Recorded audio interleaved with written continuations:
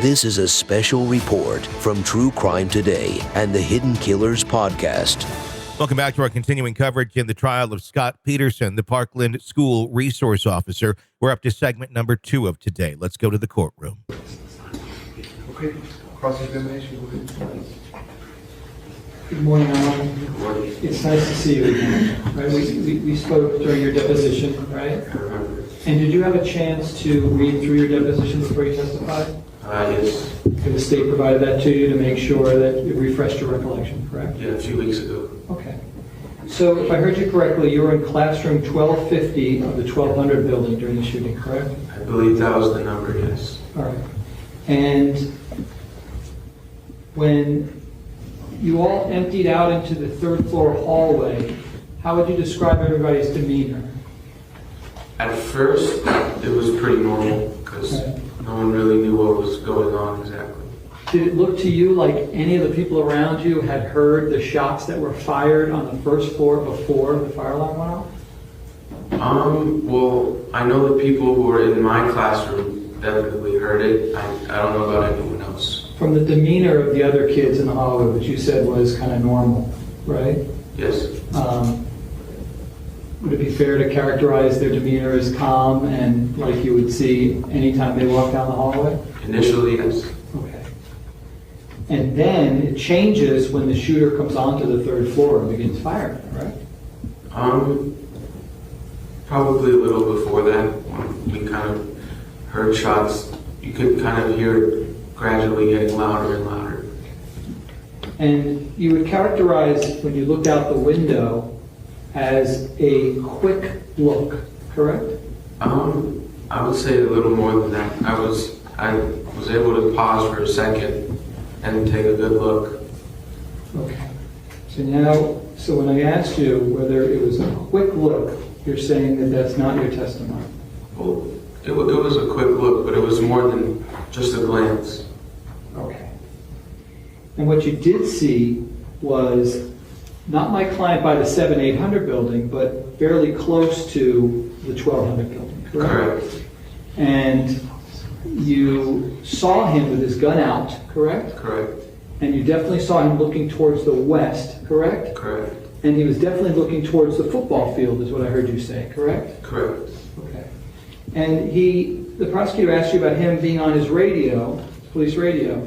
You're not saying he definitely wasn't on his radio. In fact, correct? You're not saying that. Correct. In fact, what you saw was it was possible that he was actually on his radio, correct? Correct. And your thought process was that there could have been more than just one shooter based upon the sounds, correct? Possibly correct. And you're also thinking there could be not only possibly multiple shooters in that building, correct? Correct. But you're also thinking there could be multiple shooters throughout the campus at that point, correct? Possibly. I thank you, sir. Good luck to you. Based on that, any redirect? Yes, just 2 questions, Your Honor. Go ahead, sir. Armand, at any point in time, did you see Mr. Peterson take the firearm that was in his hand and move towards the building that you were in, the 1200? Move towards the building? Yes. No. Okay. Did you just see him stand there with his gun outside? Yes. I have nothing further, Your Honor. Based on that, any recall? No, Your Honor. State, is the witness excused? Yes, Your Honor. Right, sir, you may step down. Thank you very much. Thank you. While he is doing that, ladies and gentlemen, do a quick 5-minute restroom break. Same admonition as always. Please do not discuss the facts of the case, the evidence, the witnesses, or the testimony amongst yourselves or anyone else until we reach the end of the trial. I'll tell you when that is. If you leave the notepads and your fingers and step to the platform in 1 moment, I will be right back with you. Thank you.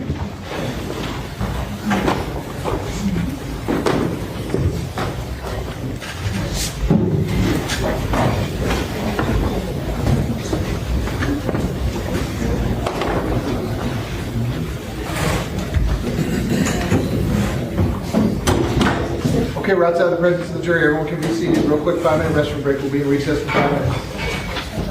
Ladies and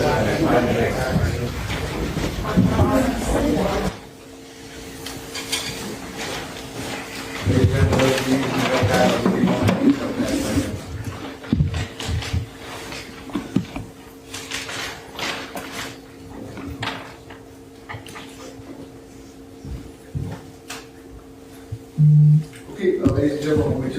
you break through the middle of the state presentation, we're going to resume at that point. State, who's already, may call your next witness. Thank you, Your Honor. The state calls Ashley Hazel Teener to the stand.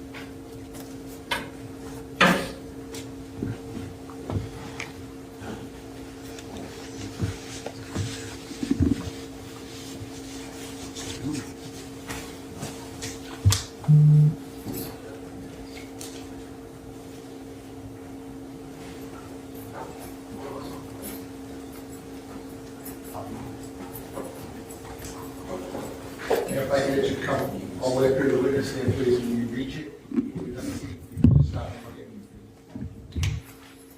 Raise your right hand. Swear to tell the truth, whole truth, nothing but the truth. Yes. Please be seated. And once you're seated, if I get you to scoot that chair all the way up as far as it will go. Can you please state your full name and spell your full name? Yes, it's Ashley Pasteltiner, ASHLEY PASTELTINER. Mr. Springer, you may inquire. Thank you. Three more. I'm going to say Ashley because I worked on your name, last name, I don't think I got it quite right. So I'll say good morning, Ashley. How are you? Good, how are you? Good. Ashley, could you please tell the jury, are you currently employed? Yes, I am at Walker's. And did you recently graduate from college? Yes, a few weeks ago. Where did you go to high school? I went to Murdaugh High School. And where is that located? Parkland. Yes. Yes. Were you there at the Murdaugh High School on February 14, 2018? Yes. That afternoon, let's say approximately 2:15 in the afternoon, were you in class? Yes, I was. Okay, what type of class were you in? I was in my drama class in the 700 building. And can you describe the 700 building? And by that I mean, is it classrooms are inside? Do you go inside to go to classrooms, or are they outside? They're kind of like the indoor-outdoor setup. So, like when you open the door to leave, you go outside immediately. Okay, so no interior corridors? No, okay. And I'm going to put up a map for you, and Judge, if I could have the pencil, thank you. And then it states one.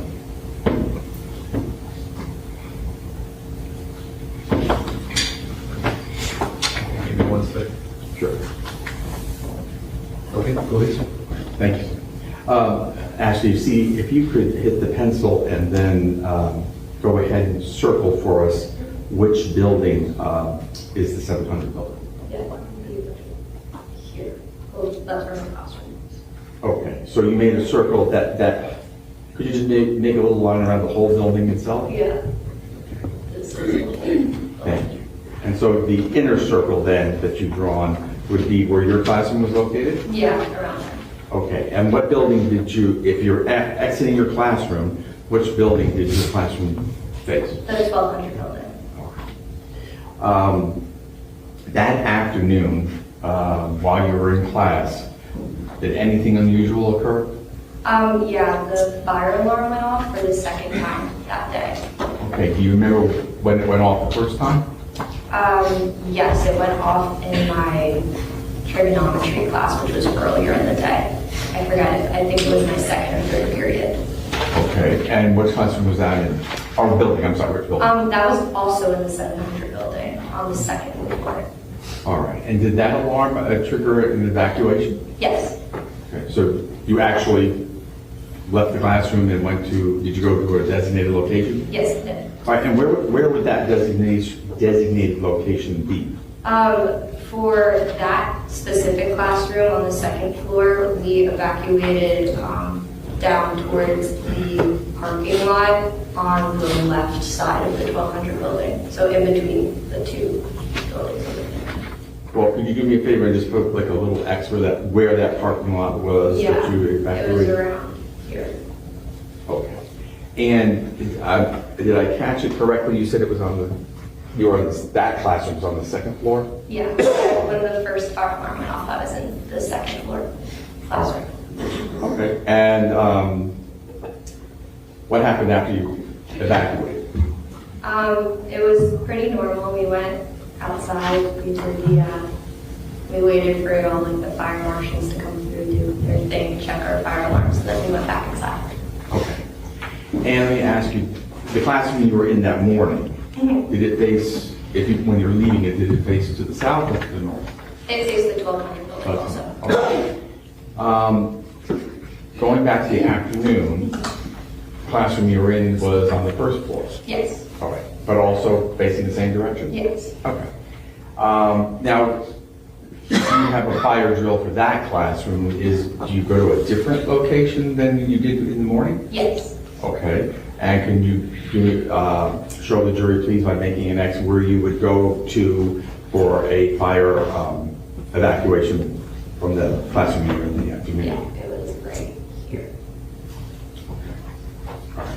So that afternoon, when you heard the fire alarm go off, what happened next? So I walked outside of the building when the fire alarm went off. I got like halfway across the grass that was right outside of there, and then I started hearing loud banging noises coming from the 1200 building. I thought that at first the roof was collapsing of the building just because I was thinking the fire alarm went off for the second time that day. There must be a fire and the noises were really loud. So I was staring at the top of the building. There was no smoke or nothing was happening to the building. And then I started hearing more loud banging noises, so I went back inside. And were you out there with a group of students? Yes. And did you recognize or did you know what the banging noises were, or did you just hear the sound? At first I didn't know what it was. Like I said, I thought that the roof of the building was collapsing, but then after a few seconds, I guess, I realized that it was probably gunshots. All right. And in your mind, where were those gunshots coming from? They were coming from the 1200 building. All right. And when you say from, is it the outside or the inside of the 1200 building? The inside. And they were so loud that you felt that the roof was possibly Yes. coming down. All right.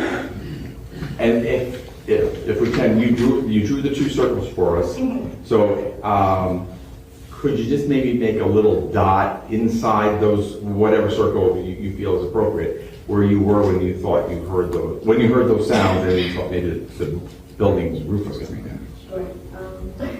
I know it's a little crowded, but so right about on that Right there. inner circle? Yes. Okay. All right. And directly across from 1200? Yes. Right. Okay. You hear the sounds. What happens next? When I started hearing the banging, it was clear that there was some kind of danger coming from there, so I ran back into my room in the 700 building, and I went into a closet. And did the other students who were outside with you at that time, what did they do? They also ran back and hid in the same closet as me. All right. When you were in that closet, did you hear any further noise? Yeah, we did hear gunshots for a little bit longer, All right. and then eventually they stopped.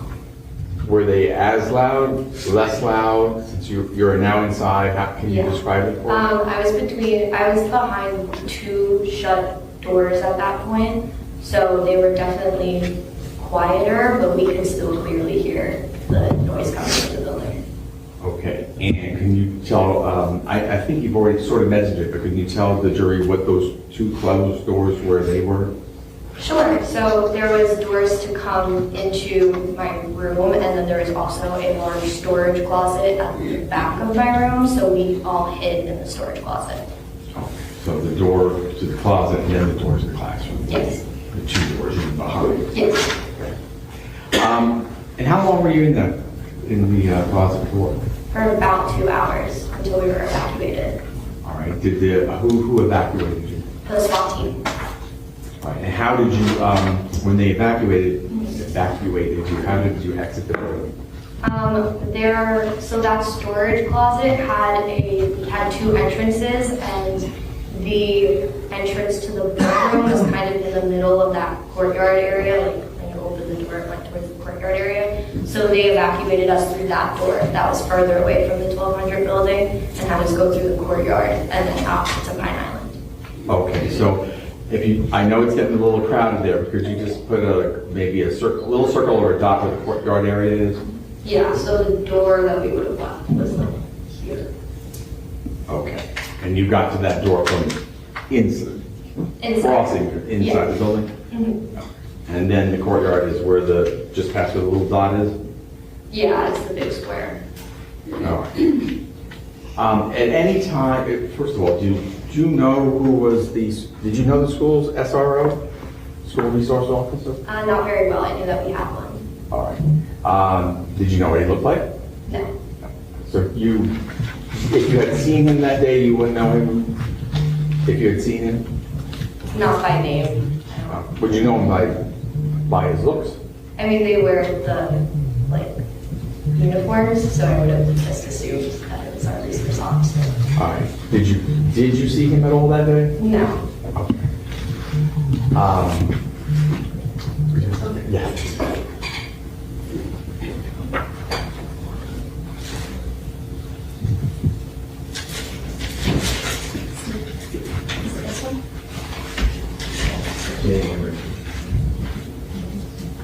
This time has to show what's in evidence. Show the witness what's in evidence as state's composite number 6, and this is number 13 in that composite. This is F13, Yes. part of State's Exhibit 6? Yes. Understood. Thank you. And it doesn't have to be, it's not sensitive. The TVs are off, right, Mr. Premier? They can be on? Yes, sir.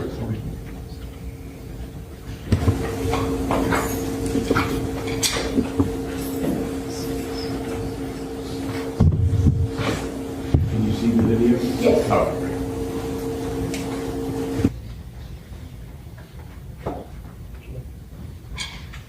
I read it. Yeah.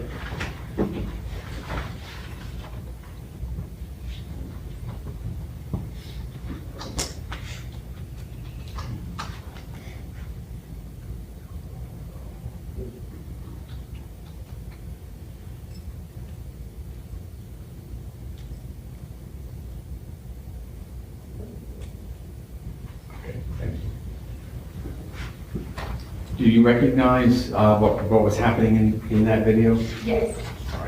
And was that, does that video accurately show the point in time when you evacuated the second time that day from the 700 building? Yes. And does it also accurately show what happened Yes. that when you and the rest of the kids went back into the building? Yes. All right. That's fine. Thank you. I have nothing further. Okay, cross-examination, go ahead.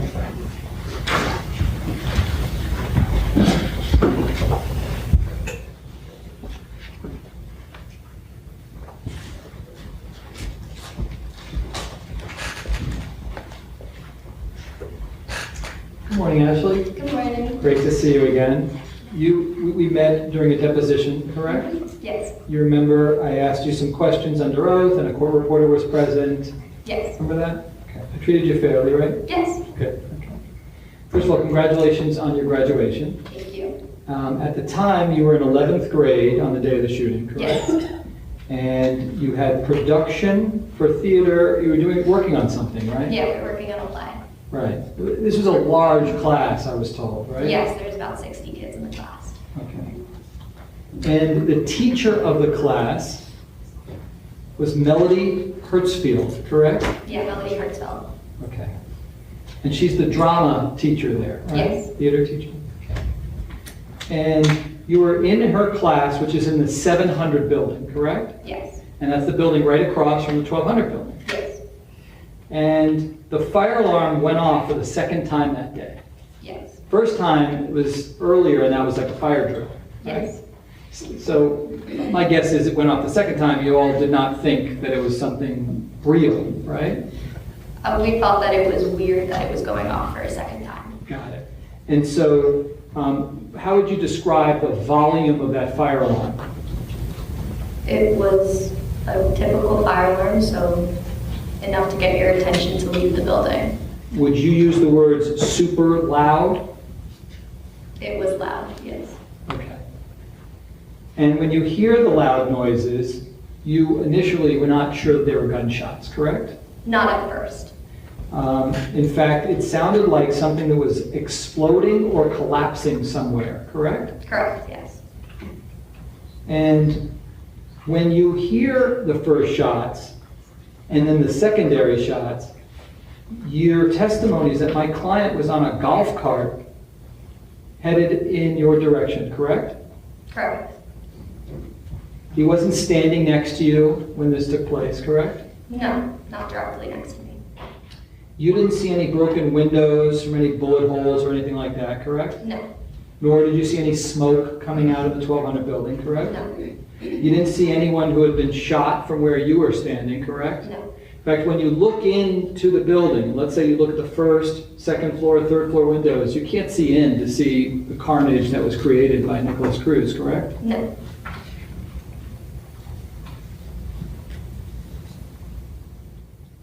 And when you initially heard the shots, your direction of sight was drawn to the top of the building, correct? It was drawn towards the third floor roof area. Okay. And your testimony, if I heard correctly, was that you initially thought, hey, maybe the roof was collapsing, correct? Yes, because it sounded like the noise was coming from the top of the building. Got it.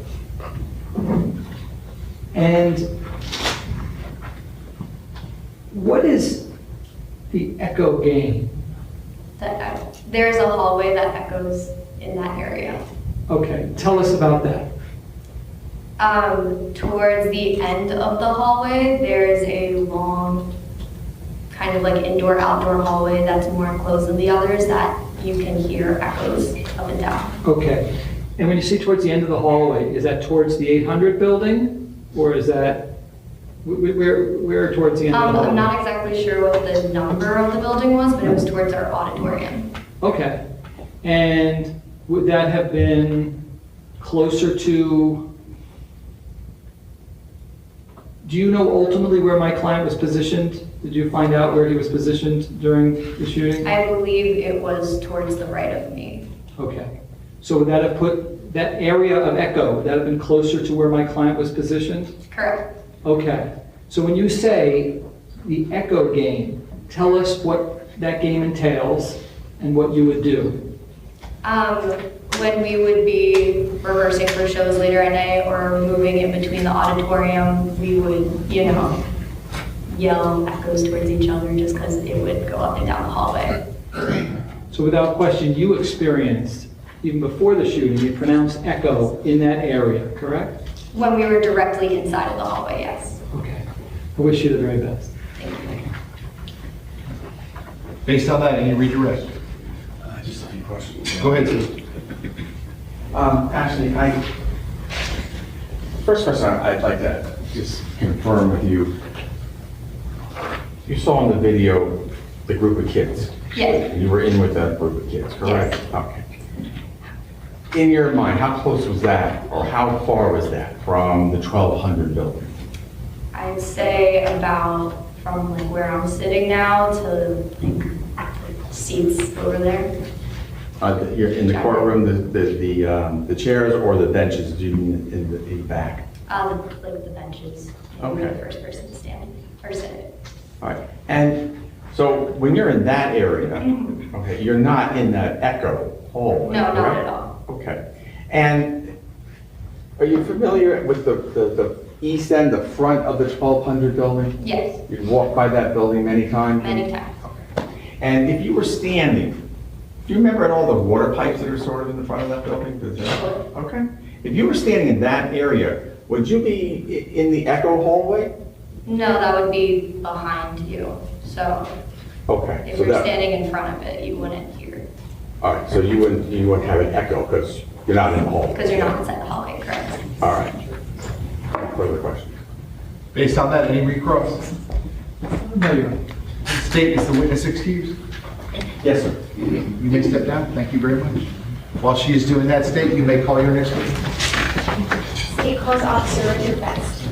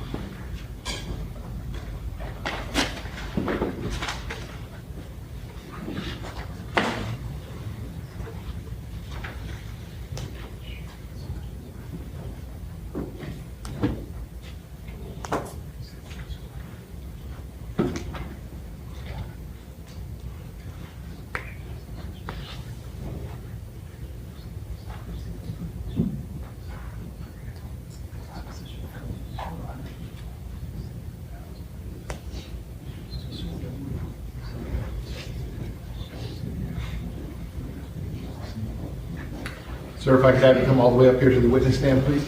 Once you reach it, before you have a seat, you just stop and look at me. Raise your right hand. Swear to tell the truth, whole truth, nothing but the truth. I do. Okay, please be seated. And once you are seated, if I can get you to scoot that chair all the way up as far as it will go. Yes, Can you sir. please state your full name and spell your full name? Richard Best, R-I-C-H-A-R-D, Best, B-E-S-T. Ms. Gomes, you may inquire. Thank you. Good afternoon, or is it still good morning? I'm not sure. What time is it?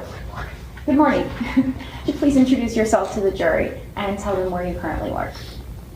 Good morning. My name is Richard Best. I'm currently an active member of the United States Coast Guard. And are you currently on a specific assignment? Or are you here with permission? Yes. I'm currently deployed for active duty, and I received permission to have my attendance present here today. Can you please give the members of the jury a little bit of a background on your professional career in law enforcement and in the military? Certainly. Back in 2007, I was hired by the Las Vegas Metropolitan Police Department in Nevada. I was a police officer out there.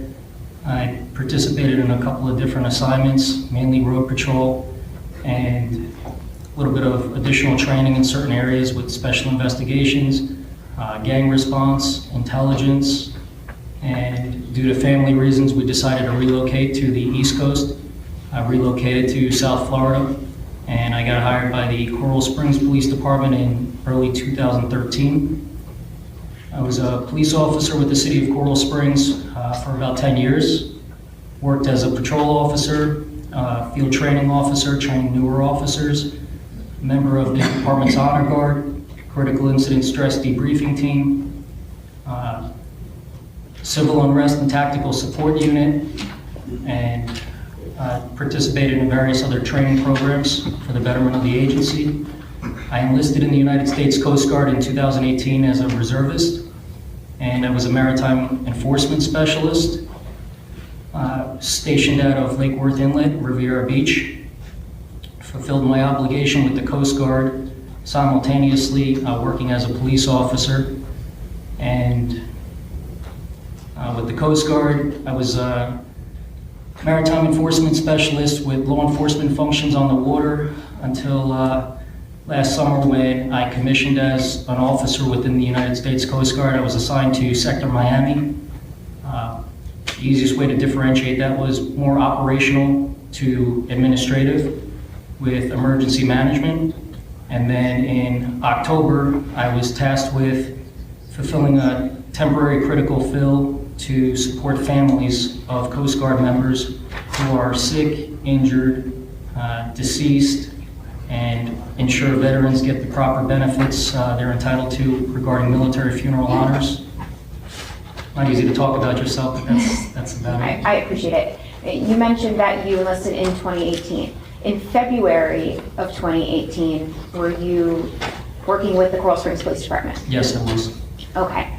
And I'd like to turn your attention specifically to February 14th, 2018. Can you explain for the members of the jury, were you working that day? What did your day begin like?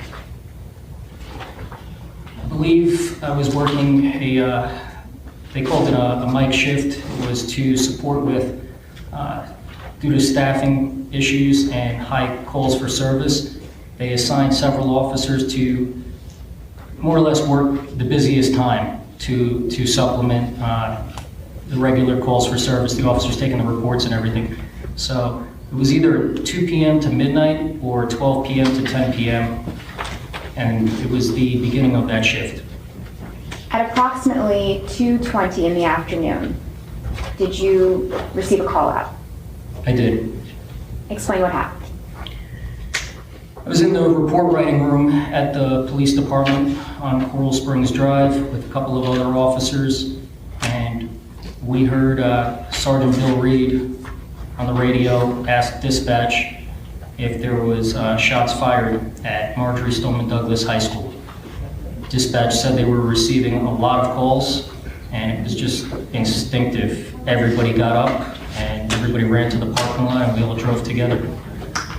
Do you recall where you arrived, like where on campus you pulled your vehicle up? Yeah, absolutely. We drove straight down Coral Springs Drive north. It turns into Pine Island. We crossed underneath the Sawgrass Expressway, and there was a caravan of cars. I made my first entrance, my first left turn in the southeast corner of the parking lot. It may be, I don't know if it's a faculty lot or whatnot, but we all just parked as close to the building as possible. That's the location. When you got out of your vehicle, where did you run towards? The building.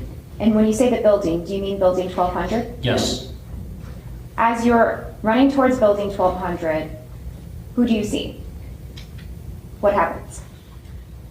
There was a lot of us. I followed Sergeant Bruce Kozlowski from the vehicle, and we ran north along the side, and Sergeant Kozlowski was telling other officers to stop at doors along the way as we were making our way to the north end of the school. We knew that the building 1200 was the far north end, but Sergeant Kozlowski did not want any shooter or shooters to go past us and out and get away, so he had officers stop along the way. We got to the north part of the parking lot, and Sergeant Kozlowski, myself, there may have been more, we rallied up with Officer Tim Burton, who was just arriving in his car.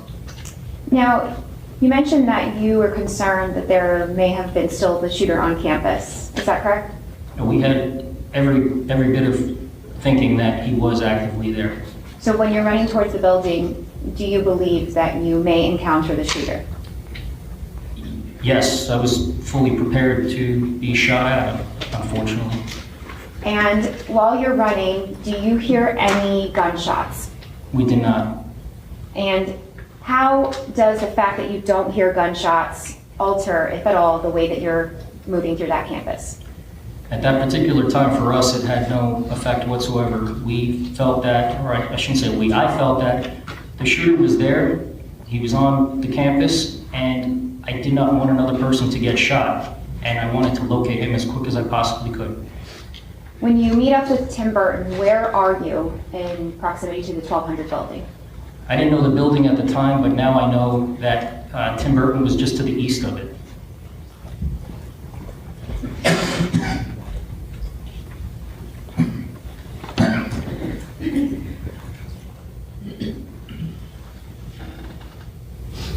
Give you a moment to orient yourself with this map.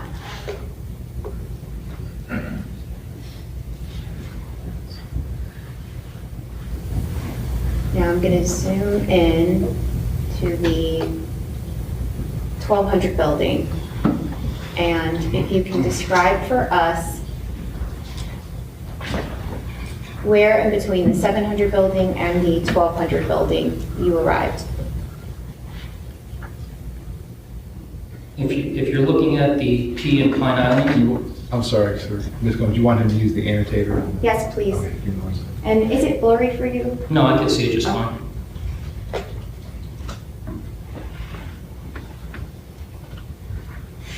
You could just zoom. Okay.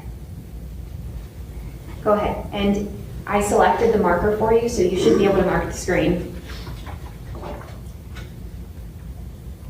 You know exactly from the cameras and everything, but from my recollection, we were somewhere right in that area. That's where Tim Burton was with his vehicle. Okay. And when you saw Tim Burton, what was he doing? And who is Tim Burton? I apologize. A Coral Springs police officer. And what was he doing? It happened really quickly. I believe he had just gotten out of his vehicle, and we were just out loud moving forward. It was just forward momentum. What happens when you move past Tim Burton? Where do you go next? All of us immediately located the one deputy standing. Do you want me to touch where that was? Yes, please. Where was that deputy standing? Right in this area over here. So when we arrived, we saw the one deputy, and then we saw the building, and we made the decision, Sergeant Kozlowski and Tim Burton said somebody needs to get with that deputy so we can communicate. Was that deputy Scot Peterson the defendant in this case? Yes. Why was it important to get with the defendant? We figured that he's already on the campus, and we know that our agencies had 2 separate radio channels. We knew that they were not patched at the same time, and the fear was there was just multiple layers of information, and it would be better to get additional information live from somebody that's already there. Was in that moment the defendant the real-time information that you were seeking? Yes. When you walked towards the defendant, describe for the jury what he was doing, if anything. I ran towards him very quickly. And why did you run quickly? I regretted it at the time, but we made the decision that somebody needed to get with him, and if you look at the building, we thought that the shooter was there, and once I took a few steps forward, I realized that I was like a sitting duck. It was a very bad tactical decision because he had higher ground, the shooter, and he could have picked me off very easily, and I would not have even been able to know where the shots were coming from specifically. But I ran, I got with the deputy pretty quickly.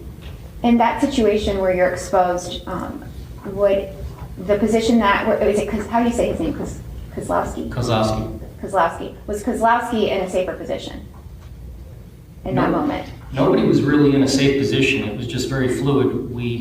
As soon as we saw Officer Burton, it's not like he was standing doing nothing by the car. He presumably, it looked like he had just gotten out of the car, and we were trying to go forward. So when you approach the defendant, and do you see the man that you approached in the courtroom today? I do. Okay, can you please identify him by an article of clothing? He's wearing looks like a bluish suit jacket and a blue tie. Okay, can I let the record reflect the in-court identification? The record shall so reflect. You may proceed. Thank you. And so you run up to the defendant and describe for the jury what happens next.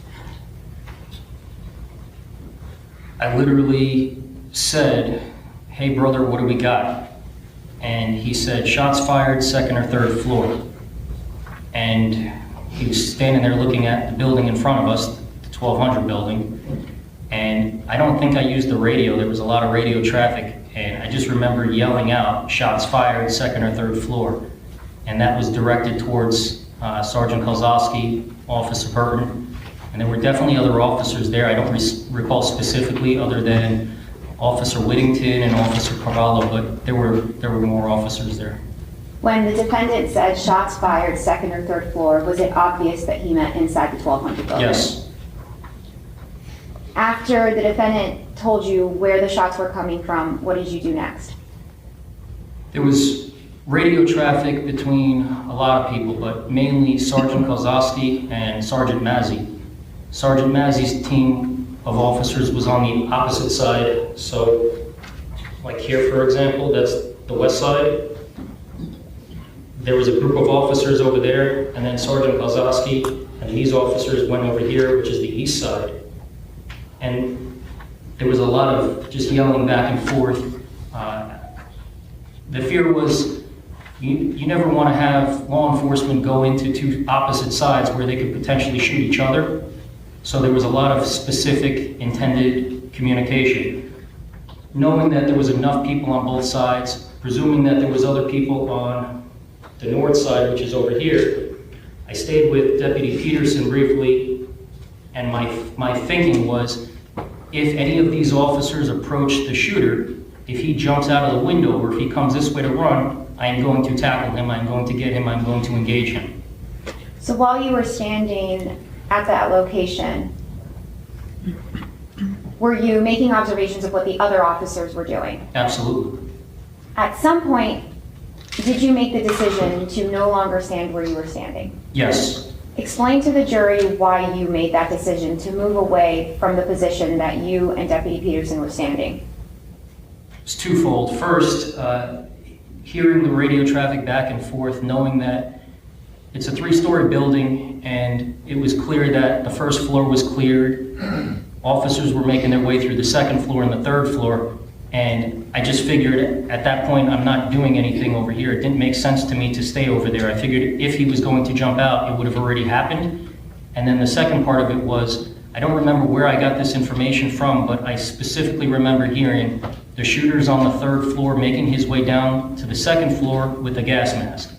And having never been in the building before, I presume that there's a stairwell on the east side and the west side.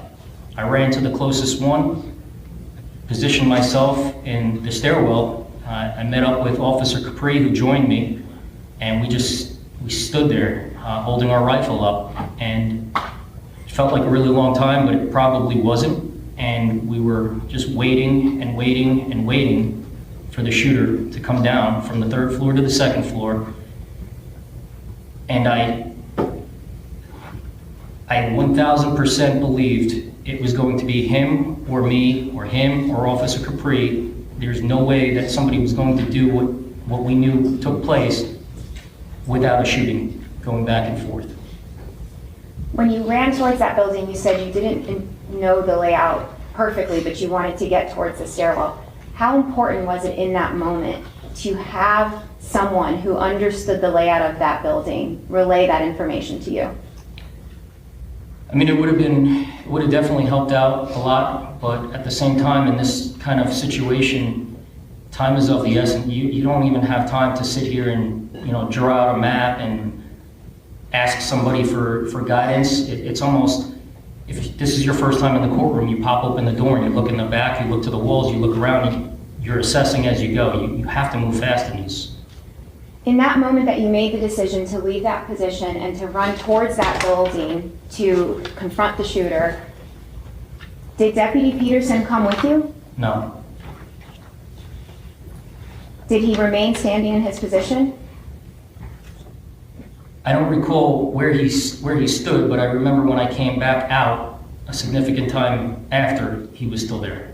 So for the entire time that you were inside that building and then exited that building, he remained in the exact same position? Yes. When you entered the stairwell, describe for the members of the jury what that looks like when there's officers kind of taking tactical positions in a stairwell. There was so much going on. There were people, there was other agencies from the Broward County Sheriff's Office. I remember, I believe Hollywood SWAT, Miramar. There was just so many different agencies and so many different officers brushing in, going past us, going all different ways. But to answer the question from a tactical standpoint, I stood with my rifle. I had an assignment.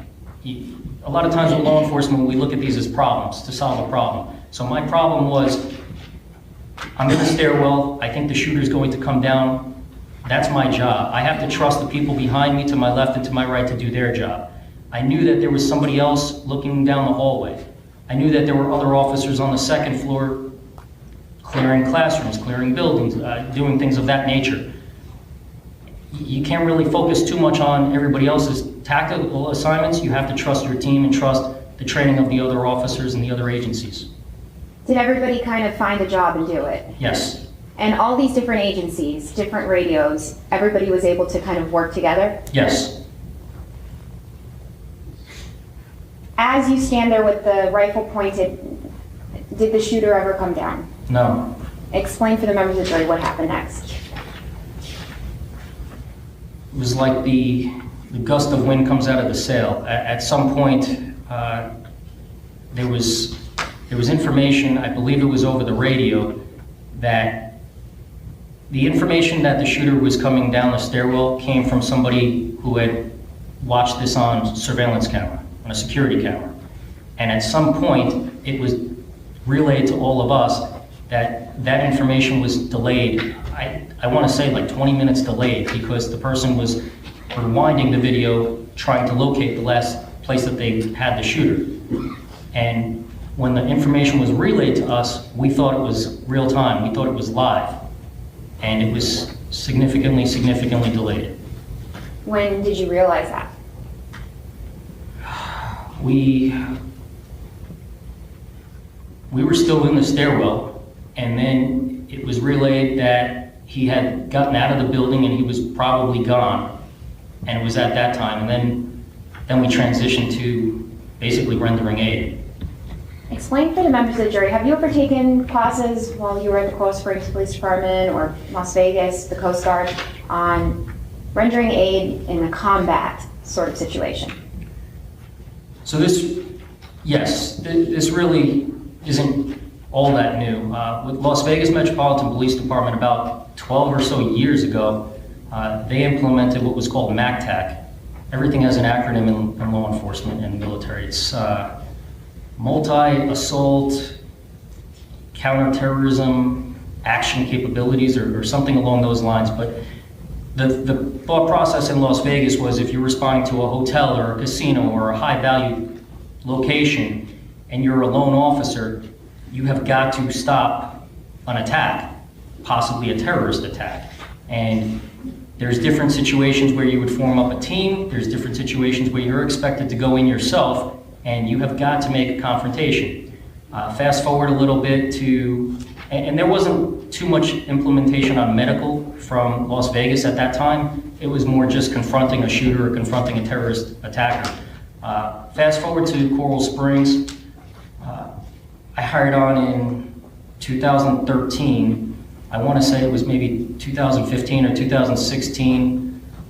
Sergeant Carla Kimatek, now she's Sergeant Miller, but she was in charge of the training unit, and she was very aggressive in getting us trained properly and adequately to address school shootings specifically. But if we go to a school, if we go to a populated building, if we go to a mall, here's what's expected from Coral Springs. This is what we want you to do. And I know that I remember her having the support from, it was Chief Tony Pistizzi at the time.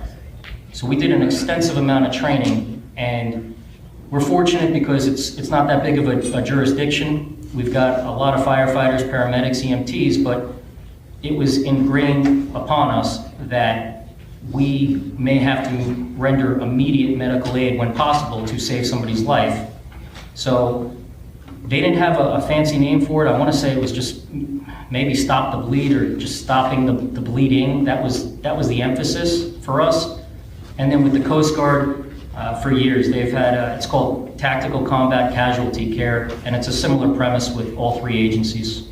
So as it applies to February of 2018, what type of aid is the priority in that moment when you have gunshot wound victims? Well, there's going to be two. Assuming you're no longer looking for the shooter, you're going to transition and you're going to observe a lot of loss of blood. So you need to stop that. So primarily chest seals or tourniquets. And what is a chest seal? it's basically meant to, it's a little clear plastic piece. You open it up, you put it onto either the front chest area, the abdomen, the back, the neck, over an open wound. And the goal is to just stop air from getting in and complicating the wound. We were never, trained paramedics or EMTs, so we just got the bare minimum training on what it was and what it accomplished. But we had very definitive tasking where here's a chest seal, here's how you would use a chest seal, here's how it would help save somebody's life, similar to a tourniquet with its own application. A tourniquet would be on limbs, arms and legs, and you want to stop the flow of blood, stop the blood flow. But I should also mention, we've also been told that you might not have a tourniquet or a chest seal. I mean, you could use, I could rip off my shirt and make that a tourniquet. Applying pressure on wounds, things like that are nothing new. And are chest seals, tourniquets, I even suppose, I guess, makeshift tourniquets, an understood necessary tool throughout law enforcement? Absolutely. And in a situation where there are several children that have been shot, explain for the members of the jury how you would kind of triage and how you determine what to do in that situation. I hate to sound insensitive, but the reality is you have to make very, very quick decisions. It's similar in the military as it is law enforcement, fire rescue, everybody's the same in this. If you've got 10 people on the ground, whether they're children or adults, and you're looking at them, if somebody looks deceased, you're moving on to the next. If there's a chance at saving somebody's life, you're gonna try to save their life. And you have to make a decision on, who stands the best opportunity, and they're split-second decisions. You're not really doing a full head-to-toe evaluation. Like in this particular case, I didn't get too involved with that, but I helped with several victims. We transported them over to a golf cart, and we knew that golf cart was then taking them over to a triage location. Exactly what I just described was taking place at the triage location. And then they were making a decision on taking them to different hospitals. And it's just, it's a cycle. I hate to sound insensitive, but you have to prioritize, if you can save somebody's life or not. How important is it when triaging and trying to save lives to have all hands on deck, anybody who's available and able-bodied to help, especially law enforcement? Especially in this case with the amount of victims, amount of injured people, everybody played a part. Sometimes you can have too many people. I really don't think in this particular case you could have had too many people. It was controlled chaos. We didn't really have egos on the ground. There was a lot of direction being given, and it was just kind of understood. Like, for example, I had somebody yell at me after most of this was done. I had somebody yell at me to stand by a gymnasium just to make sure that everything was triple checked and quadruple checked and cleared. I don't know who told me to do that. I just did it. Likewise, if I would have given somebody direction, I would think that they would have followed it. Explain for the members of the jury, so what happens? You assist the victims, explain how the remainder of that initial controlled chaos takes place. So we know that the shooter's gone, but it was again relayed. Sergeant Kozlowski was adamant, keeping everybody focused because it's very easy to become complacent.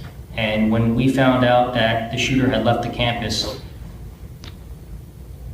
I can't speak for everybody, but I feel like everybody felt the same way, that we had failed.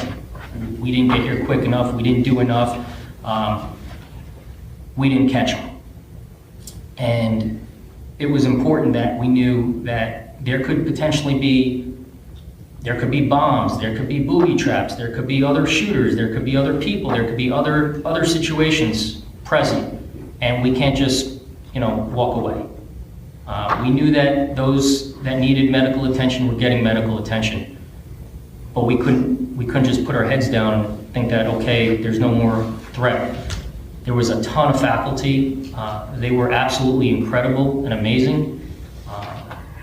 They evacuated children, listening to all the directions from law enforcement. I remember yelling at some teachers to, go with the children. Everybody listened and everybody did that, going to the specific areas they were told to go to. And then we remained over there for quite a long time. There was an update over the radio that a Coconut Creek police officer had located the shooter. He was taken into custody in a residential area not too far from the school. A bunch of officers went to assist him with that, but those of us that were at the school, we stayed at the school. That was our job, that was our tasking. A bunch of politicians showed up, a bunch of cameras were there, command staff, mobile command posts, and then multiple SWAT teams methodically cleared the buildings. I was happy to see them do that because they have a lot more training in building clearing, so they can definitely do it a lot better than most normal road patrol officers. And at some point it was just deemed that, okay, this building is safe. I don't remember what time that was. It seemed like a long time, but then I returned back to the Emergency Operations Center at the Coral Springs Police Department. Was it evening time by the time this was all over? Yes. You just explained that SWAT has more experience in clearing buildings. Can you explain for the members of the jury the difference between clearing a building once there's no shooter and how to respond when there is a live shooter?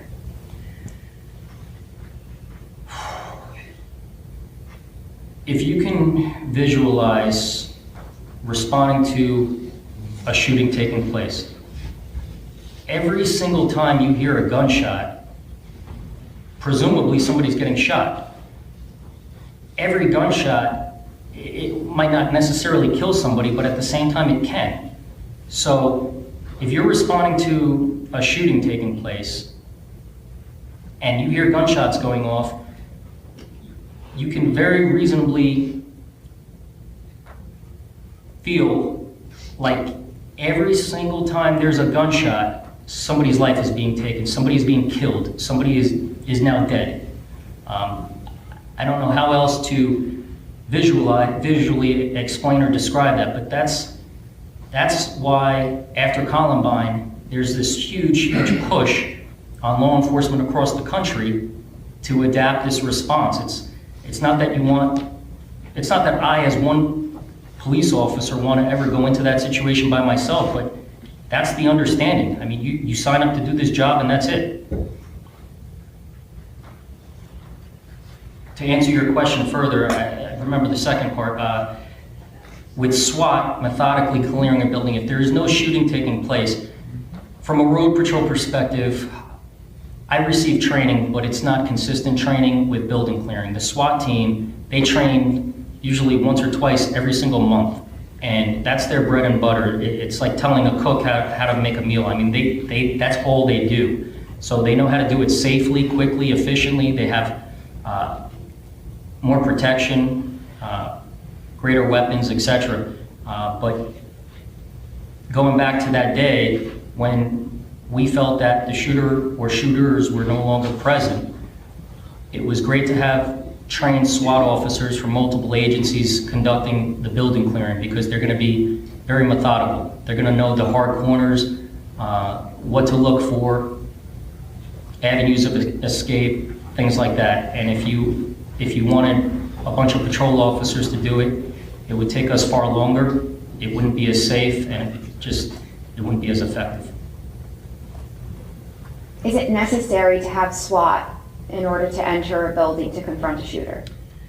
No, absolutely not. I mean, to the contrary, that's what happened with Columbine. That's what changed. It used to be understood that you would set up a perimeter around the school or the building and you'd wait for SWAT for the reasons I just described. But it's understood that the longer you wait, the more damage is being done, the more people are being harmed or killed. Would you, in a situation where there are gunshots going, that active stimulus, ever order officers to stay 500 feet back? Ever. Why not? I would be asking the complete opposite. I would be saying, I'm running into this building on the east side, here's where shots are fired, or I'm running in from the north or running in from the west. I would be telling them where I'm going, counting on, at some point, engaging a shooter and having backup as soon as I could possibly get it. And on February 14th, if there had been gunshots going, even if you had been told to stay 500 feet back, what would you have done? I wouldn't have listened to the order. I would have taken the discipline and taking the hit. It's hard to put yourself in other people's shoes, so I'm not going to speculate on other people. I see things all the time with law enforcement that I don't agree with, and I say, why didn't they stand up, or why didn't they do this, or why didn't they do that? I can only answer for me personally. And me personally, if I hear shots being fired, you have to go in, you have to stop the threat. People are more than likely being shot or killed, and statistically speaking, it's about 100% guaranteed that when an active shooter is confronted, the threat stops. Something changes. Either they stop shooting, they surrender, they give in, they're killed. Something changes, but they cannot go unchallenged.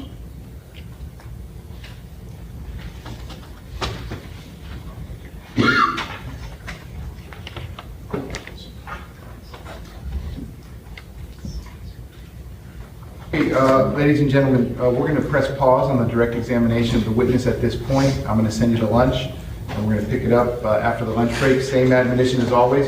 Please do not discuss the facts of the case, the evidence, the witnesses, or the testimony amongst yourselves or anyone else until we reach the end of the trial. I'll tell you when that is. I hope you all have a nice lunch break. If you leave the notepads and the envelopes in your chairs, they will be waiting for you when you come back. I'm going to ask you to please be back at the jury room. Let's call it 1:40 p.m. 1:40 p.m. Have a nice lunch.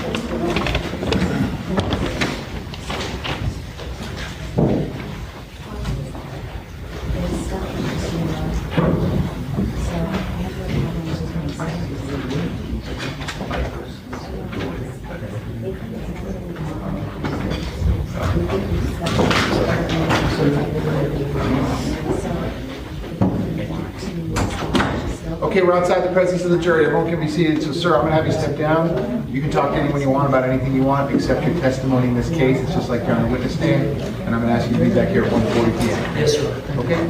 State, anything else you need me to address before we recess for the lunch break? No, Judge. Defense, anything else you need me to address? No, yeah. Okay, so then we'll be in recess for the lunch break till 1:40 p.m. I hope you have a nice lunch.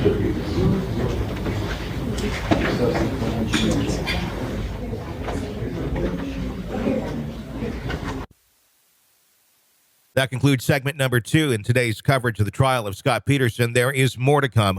I'm Tony Bruschi. Stay with us. This has been a special report from True Crime Today and the Hidden Killers podcast.